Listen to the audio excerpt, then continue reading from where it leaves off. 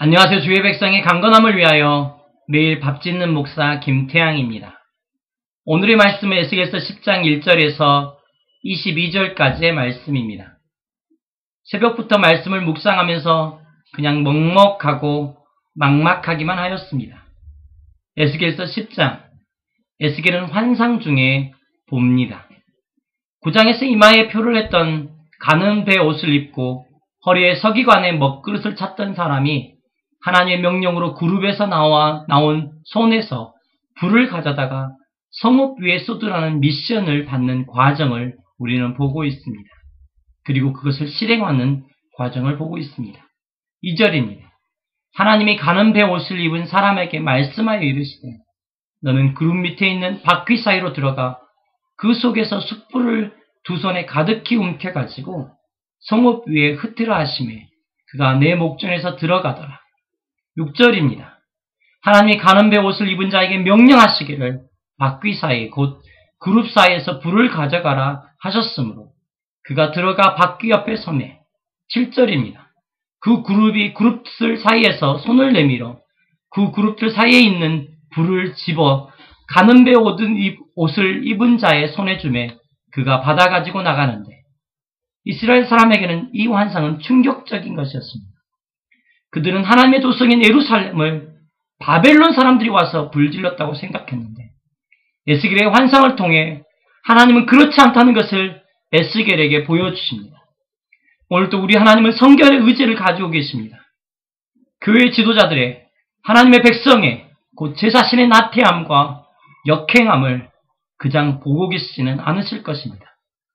그리고 하나님의 영광이 예루살렘 성전에서 떠나는 과정을 보여주는 본문이 바로 에스겔서 10장입니다. 4절입니다. 여호와의 영광이 그룹에서 올라와 성전 문지방에 이르니 성전 문지방에 있는 모습을 봅니다. 18절과 19절입니다. 여호와의 영광이 성전 문지방에서 동쪽 문을 향해서 이동하고 있는 것들을 바라보는 것입니다. 그리고 11장 23절입니다. 여호와의 영광이 성읍 가운데서부터 올라와 성읍 동쪽 산에 머무르고 이제 여호와의 영광이 어디까지 이동해 있습니까? 동쪽 산입니다. 인생을 하나님의 진노에 의해서 무너진다고 생각하지 않으셨으면 좋겠습니다. 인생은 하나님의 진노에 의해서 무너지지 않습니다.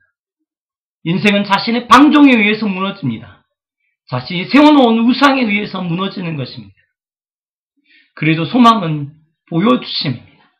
우리의 눈을 열어서 보여주시는 것이 우리에게 소망이 됩니다. 오늘도 한국을 향한 하나님의 마음을 우리에게 보여주셨으면 좋겠습니다. 하나님의 임재를 경험하고 하나님을 알아가는 사람들은 그 자리에서 멈춰 설 수 없습니다. 제자리일 수 없는 것입니다. 제 자신이요. 예수님의 제자라고 말하지만 여전히 제자리에 있고 제 자신을 섬기는 일을 멈추지 않습니다.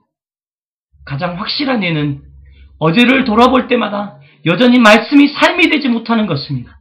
그리고 삶이 본이 되지 못한다는 것입니다. 아이들은요, 파워레인저를 보면 파워레인저처럼 행동합니다.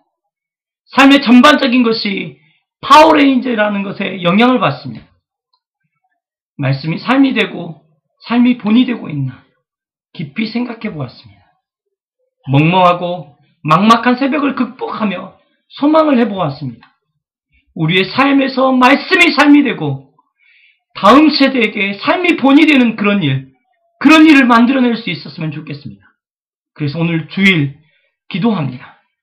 오만일 교회가 오늘 주께 예배를 드리는데 영광의 주, 영광의 주, 밝은 그 빛 내게 비추었네. 영광의 주, 영광의 주, 이 세상의 빛은 오직 주 예수님이라고 힘차게 고백하는 일이 이 땅의 오만여 교회에서 있기를 소망합니다. 주님, 은혜를 베풀어 주옵소서.